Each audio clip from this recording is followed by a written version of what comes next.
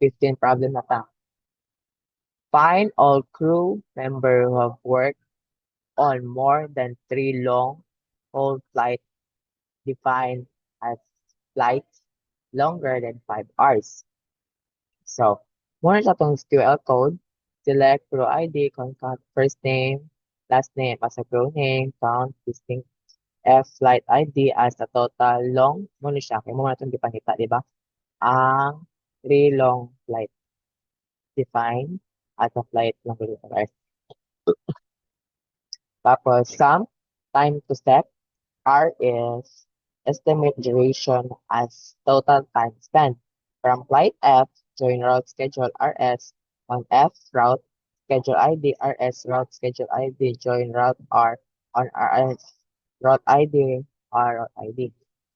And join aircraft crew details ACD on F maintenance ID ACD aircraft details ID.